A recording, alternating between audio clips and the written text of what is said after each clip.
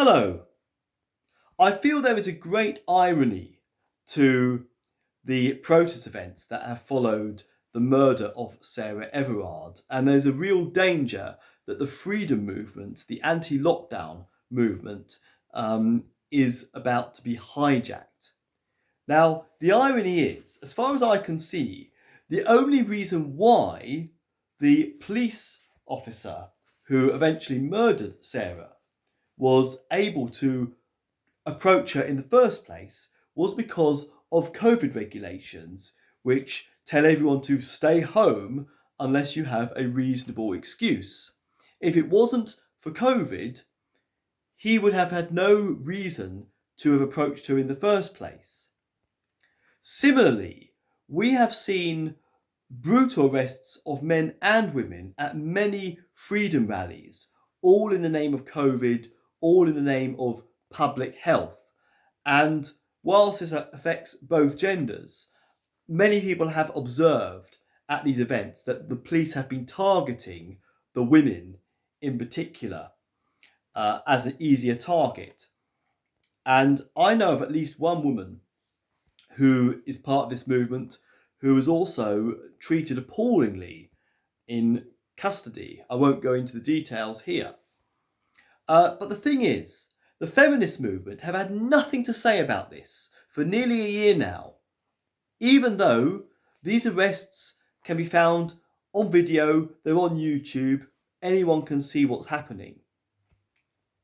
And similarly, many of the people who would have been at those the protest events on Saturday, Sunday, and Monday regarding following the murder of Sarah Everard. Many of them were wearing masks, and they would have been people who, up until recently, would have condemned anyone going to a protest and accused them of spreading the virus or killing Granny. And suddenly, because of one murder, and I do not say this to belittle the life of Sarah and what the family and friends must be going through now, but because of one murder, somehow they're now saying, well, our right to protest is more important, our right to a vigil is more important than COVID. COVID can now take a back seat, when so far, for nearly a year, it's always been an attitude of COVID trumps all. And it's strange because there have been some people within the freedom movement who have been to these various recent events as well, because they also want to support the idea of the right to protest, because as I understand it, some of the protests recently were protesting the fact that the police were breaking up these vigils and how appalling that was. And those of us in the freedom movement have had a lot to say about police brutality and the way they've been doing this for a very long time. And now I believe even Sadiq Khan condemned the actions of the police regarding the way they tried to break up this protest or this vigil, whatever it was. Yet he had nothing to say about how the police were acting in the anti-lockdown protests. And today, we have many of those same people protesting against the police crime sentencing and courts bill, which is going to threaten the fundamental right to protest. And yet these have been the issues that those of us in the freedom movement who are in the anti-lockdown movement have been talking about for a very long time. So suddenly we've got all these left-wing feminists kind of trying to get in on aspects of the freedom movement. Now, you might hear this and think, well, surely that's a good thing. And it's also interesting to note that within the freedom movement, it's tended to be dominated by women. And a lot of the people on the front lines have been women. In many cases, they've been mothers whose children have been vaccine injured. But for some reason, it's attracted a lot of women, this particular war we're in. And people from all across the political spectrum, but it may well be that many of them do have feminist tendencies as well. So it seems what is happening is that social engineers behind the scene are getting rather worried about how big the freedom movement is growing, and what the protests are going to be like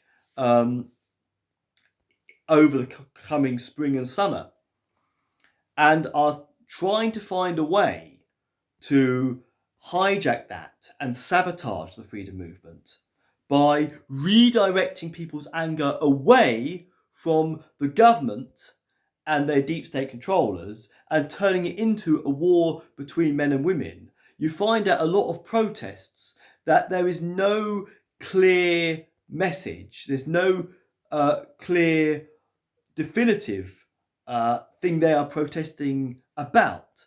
It's all a whole mishmash of things. And I can see this happening now. They're trying to mix in the stuff about free rights and freedoms in general with women's issues, and they're completely separate things. And I fear that the real danger is this is another problem, reaction, solution operation.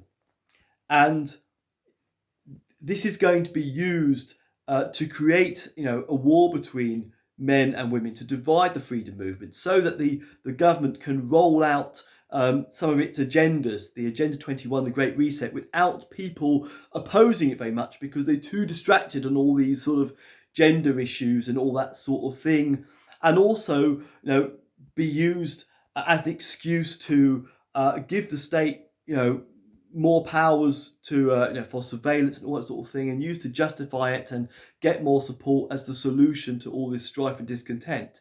I've seen this pattern happen a lot. When there is national discontent because of the actions of the government, there seem to be people working behind the scenes trying to redirect people's anger away from the root cause of it, which is what the government are doing, and instead pitch groups of people against each other. And that needs to stop. People need to think about the reason why they're angry and stick to the root cause. The protests must not be hijacked in any way. I'm not going to discuss feminism or equal rights for women or anything of that. I've got my views, but it is a separate issue to anything about lockdowns and about freedom in general. And the vitally important that the freedom movement, the anti-lockdown movement, does not get sucked up in this. They don't try and merge these things together, that we stick on point. Thank you.